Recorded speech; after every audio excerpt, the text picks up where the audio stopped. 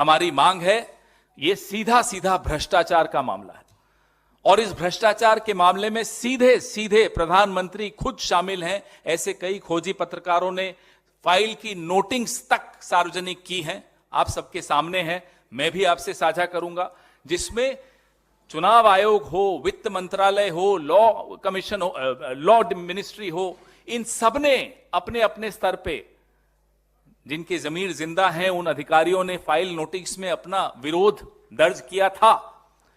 उस विरोध को नजरअंदाज करते हुए किस तरह से ये थोपी गई इलेक्टोरल बॉन्ड स्कीम इस देश पर, ये हम सब ने देखा।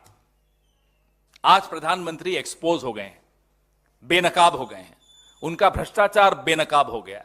ये भ्रष्टाचार मैं कहूं, बचते हुए कह दूं कि भाजपा का भ्रष्टाचार है, ये इलेक्टोरल करप्शन है, ये सब मुझे लगता है लाग लपेट की बात होगी। ये सीधा सीधा प्रधानमंत्री द्वारा किया गया एक भ्रष्टाचार है, जिसको कानूनी जामा पहनाने का प्रयास किया गया। मनी बिल लाकर आपने मनी का इंतजाम कर दिया विधायक खरीदने के लिए, कोयले की खदान देने के लिए, हवाई अड्डे देने के लिए, अपने मित्रों को उपकृत करने के लिए।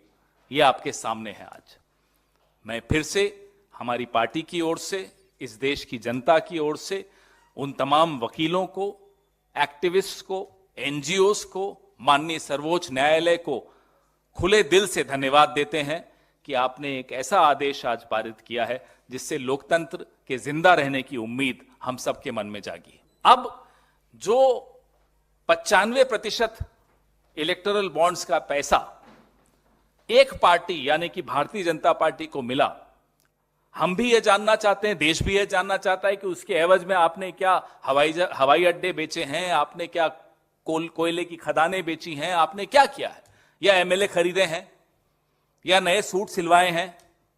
ये जानने का हक हम सबको है। या नए हवाई जहाज खरीदे हैं, हमें नहीं मालूम आपने क्या खरीदा। 95% यानी कि 5,200 करोड़ रुपए भारतीय जनता पार्टी के अकेले के खाते में इलेक्टोरल बॉन्ड से आया है। हम माननीय सर्वोच्च न्यायालय के इस आदेश का खुले दिल से स्वागत करते हैं